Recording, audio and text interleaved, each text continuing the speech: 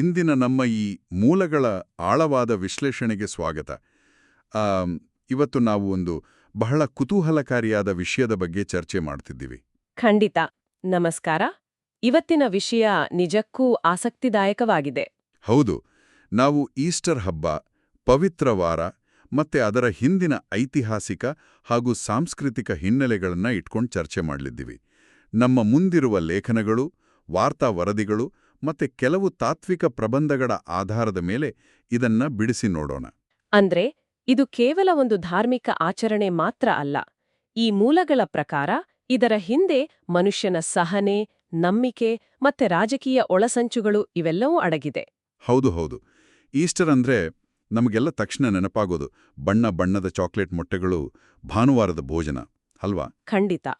ಆದ್ರೆ ಈ ಸಂಭ್ರಮ ಶುರುವಾಗೋಕೆ ಮುಂಚೆ ಒಂದು ದೊಡ್ಡ ರಕ್ತಸಿಕ್ತ ಮತ್ತೆ ಅಷ್ಟೇ ಕಠಿಣವಾದ ಇತಿಹಾಸ ಇದೆ ಅನ್ನೋದು ನಮ್ಮ ಮೂಲಗಳಿಂದ ಸ್ಪಷ್ಟವಾಗುತ್ತೆ. ಭಾನುವಾರದ ಆಚರಣೆಗೆ ಬರೋಬ್ಬರಿ 40 ದಿನಗಳ ಮುಂಚೆಯೇ ಇದರ ತಯಾರಿ ಶುರುವಾಗುತ್ತೆ. ಕರೆಕ್ಟ್. ಈಗ ಆ 40 ದಿನಗಳ ತಪಸ್ಸು ಕಾಲ ಅಥವಾ ಲೆಂಟ್ ಬಗ್ಗೆ ಮಾತಾಡೋಣ.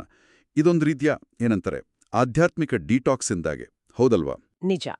ಆ ಭೌತಿಕ ದೇಹವನ್ನ ದಂಡಿಸುವ ಮೂಲಕ ಮಾನಸಿಕ ಶುದ್ಧಿ ಪಡ್ಕೊಳ್ಳುವ ಪ್ರಕ್ರಿಯೆ ಇದು. ಇದು ಶುರುವಾಗೋದೇ ಬೂದಿ ಬುಧವಾರದಿಂದ. ಆ ಬೂದಿ ಬುಧವಾರದ ಕಾನ್ಸೆಪ್ಟ್ ನನ್ ಬಹಳ ಇಂಟ್ರೆಸ್ಟಿಂಗ್ ಅನಿಸ್ತು. ಹಣೆಗೆ ಬೂದಿ ಹಚ್ಚಿಕೊಳ್ಳುವಾಗ ಮನುಷ್ಯನೇ ನೀನು ಮಣ್ಣಾಗಿದ್ದಿ, ಮಣ್ಣಿಗೆ ಮರಳುತ್ತೀಯಾ ಅಂತ ಹೇಳ್ತಾರಲ್ಲ, ಅದು ಎಂಥವರ ಅಹಂಕಾರವನ್ನು ಮುರಿಯುವಂಥದ್ದು. ಹೌದು, ಅದೊಂದು ಪ್ರಬಲವಾದ ಮಾನಸಿಕ ಪ್ರಭಾವ. ಪ್ರಾಚೀನ ಯಹೂದಿ ಸಂಪ್ರದಾಯದಲ್ಲಿ ತೀವ್ರವಾದ ದುಃಖ ಅಥವಾ ಪಶ್ಚಾತ್ತಾಪ ಇದ್ದಾಗ ಹೀಗೆ ತಲೆ ಮೇಲೆ ಬೂದಿ ಹಾಕ್ಕೊಳ್ತಿದ್ರು.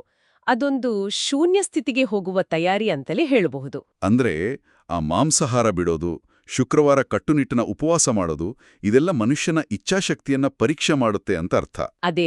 ಆದ್ರೆ ಇಲ್ಲಿ ಗಮನಿಸಬೇಕಾದ ಇನ್ನೊಂದು ಮುಖ್ಯವಾದ ಅಂಶ ಇದೆ. ಮೂಲಗಳ ಪ್ರಕಾರ 18 ವರ್ಷದೊಳಗಿನವರಿಗೆ, 60 ವರ್ಷ ಮೇಲ್ಪಟ್ಟ ವೃದ್ಧರಿಗೆ ಮತ್ತು ರೋಗಿಗಳಿಗೆ ಈ ಉಪವಾಸದಿಂದ ವಿನಾಯಿತಿ ಇದೆ. ಅಂದ್ರೆ ಆಚರಣೆ ಮನುಷ್ಯನ ಒಳಿತಿಗಾಗಿ ಇರಬೇಕು ಹೊರತು ಅವನಿಗೆ ಹಿಂಸೆ ನೀಡಬಾರದು ಅನ್ನೋ ವಿವೇಚನೆ ಇಲ್ಲಿದೆ. ಆಮೇಲೆ ಬರೋದೇ ಈ ಗರಿಗಳ ಭಾನುವಾರ ಅಥವಾ ಪಾಮ್ ಸಂಡೇ. ಯೇಸು ಕತ್ತೆ ಮೇಲೆ ಜೆರುಸಲೇಂಗೆ ಬಂದಾಗ ಜನ ಅವರನ್ನ ರಾಜನ ತರಸ ಸ್ವಾಗತಿಸ್ತಾರೆ.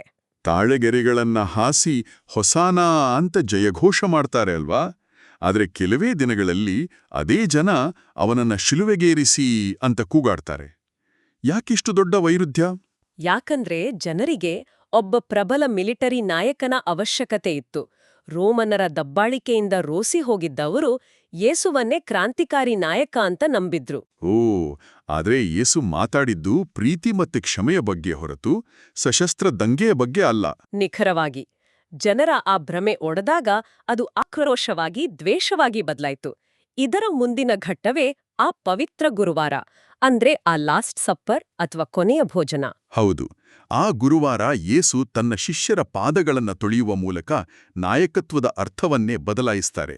ನಾಯಕ ಅಂದ್ರೆ ಸೇವೆ ಮಾಡುವವನು ಅನ್ನೋ ಸಂದೇಶ ಕೊಡ್ತಾರೆ. ಆ ಕಾಲದಲ್ಲಿ ಒಬ್ಬ ಯಜಮಾನ ಸೇವಕರ ಕಾಲು ತೊಳೆಯೋದು ಅಂದ್ರೆ ಅದು ಸಾಮಾನ್ಯ ವಿಷಯ ಅಲ್ಲ.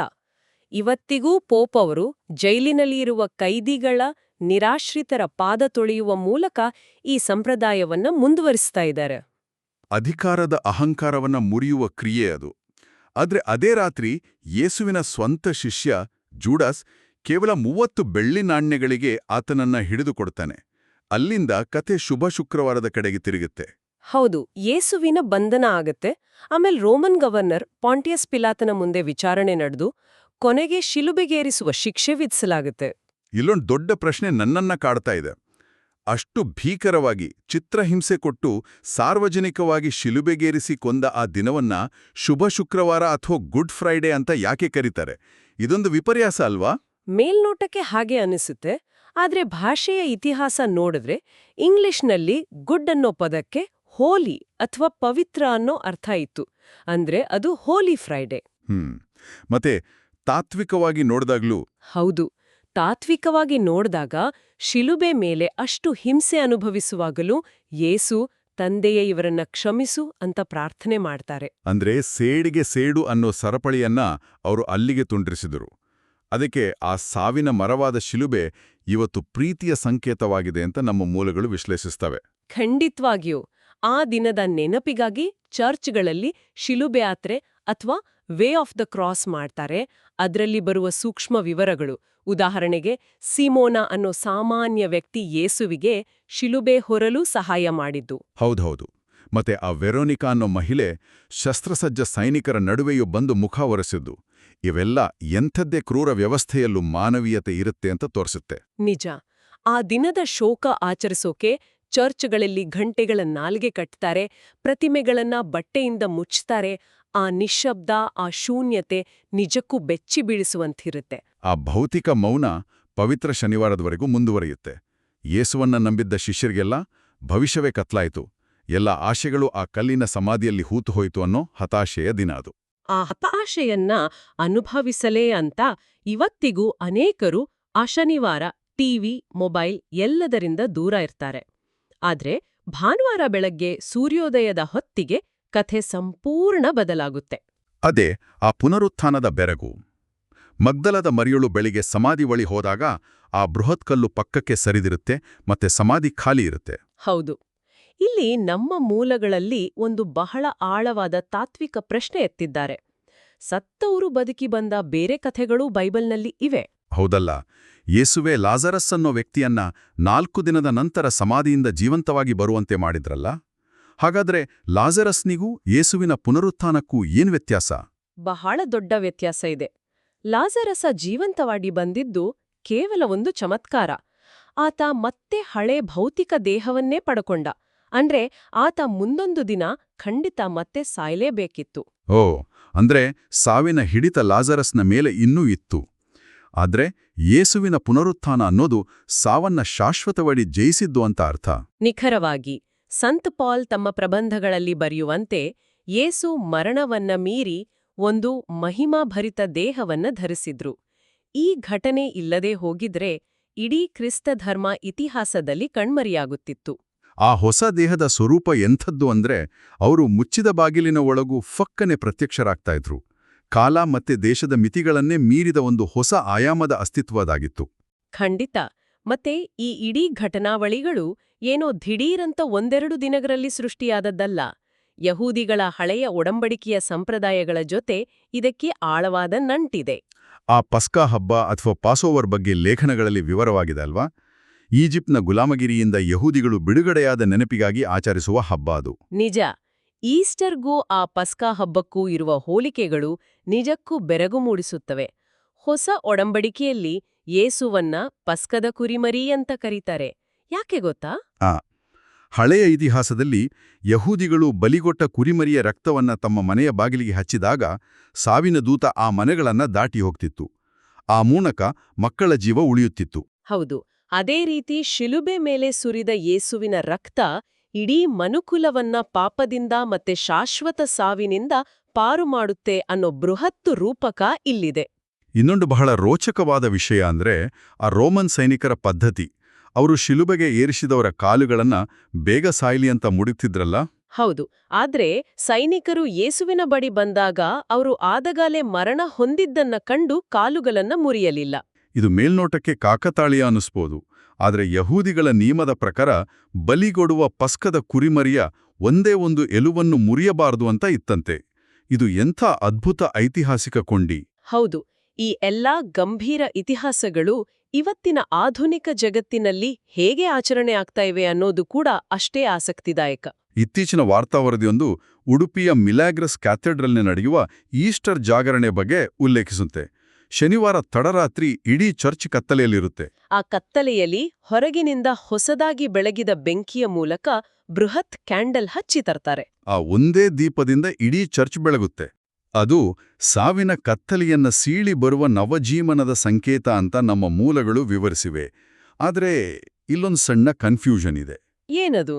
ಈ ಚರ್ಚ್ನಿಂದ ಹೊರಬಂದ್ರೆ ಮಾರುಕಟ್ಟೆಯಲ್ಲಿ ನಮಗೆ ಕಾಣಿಸೋದು ಬಣ್ಣ ಬಣ್ಣದ ಈಸ್ಟರ್ ಎಗ್ಸ್, ಅಂದ್ರೆ ಚಾಕ್ಲೇಟ್ ಮೊಟ್ಟೆಗಳು ಮತ್ತೆ ಮುದ್ದಾದ ಈಸ್ಟರ್ ಬನ್ನಿಗಳು.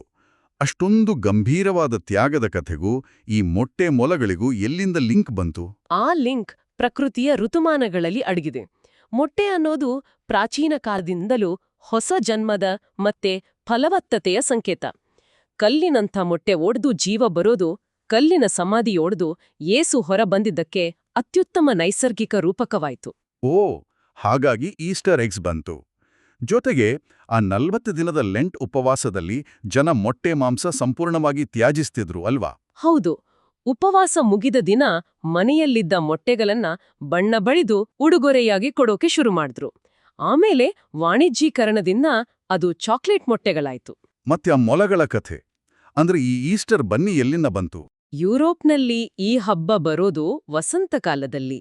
ಆ ಸಮಯದಲ್ಲಿ ಅತಿ ವೇಗವಾಗಿ ಸಂತಾನೋತ್ಪತ್ತಿ ಮಾಡುವ ಮೊಲಗಳು ನವಜೀವನದ ಪ್ರಾಚೀನ ಸಂಕೇತಗಳಾಗಿದ್ವು. ಹಾಗೆ ಅವು ಈ ಹಬ್ಬದ ಆಚರಣೆಯ ಜೊತೆ ಸೇರ್ಕೊಂಡವು. ಇದೆಲ್ಲ ನೋಡಿದ್ರೆ ಈಸ್ಟರ್ ಕೇವಲ ಒಂದು ಐತಿಹಾಸಿಕ ಘಟನೆಯಾಗಿ ಉಳಿದಿಲ್ಲ. ಕತ್ತಲೆಯಿಲ್ಲದ ಬೆಳಕಿಲ್ಲ, ನೋವಿಲ್ಲದ ನಲಿವಿಲ್ಲ, ಮತ್ತೆ ಸಾವಿಲ್ಲದೆ ಹೊಸ ಹುಟ್ಟಿಲ್ಲ ಅನ್ನೋ ಸಾರ್ವಕಾಲಿಕ ಮಾನವ ಪಯಣದ ಸಂಕೇತ ಅನ್ನಿಸುತ್ತೆ.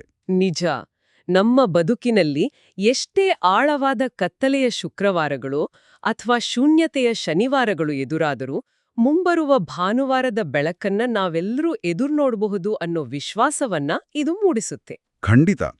ಈ ಆಳವಾದ ವಿಶ್ಲೇಷಣೆ ನಮಗೆಲ್ಲರಿಗೂ ಹೊಸ ದೃಷ್ಟಿಕೋನ ಕೊಟ್ಟಿದೆ ಅಂತ ಭಾವಿಸ್ತೀವಿ.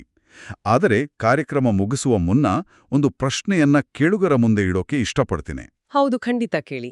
ಇವತ್ತಿನ ಈ ವೇಗದ ವಾಣಿಜ್ಯ ಜಗತ್ತಿನಲ್ಲಿ ಆಕರ್ಷಕವಾದ ಚಾಕ್ಲೇಟ್ ಮೊಟ್ಟೆಗಳು, ಬನ್ನಿಗಳು, ಶಿಲುಬೆಯ ರಕ್ತಸಿಕ್ತ ತ್ಯಾಗದ ನೈಜ ಐತಿಹಾಸಿಕ ಕಥೆಯನ್ನ ಮರೆಮಾಚ್ತಾ ಇವ್ಯಾ?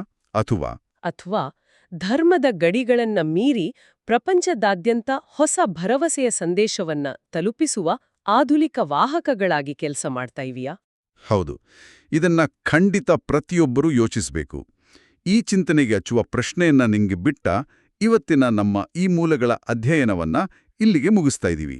ಎಲ್ಲರಿಗೂ ಧನ್ಯವಾದಗಳು. ನಮಸ್ಕಾರ. ನಮಸ್ಕಾರ.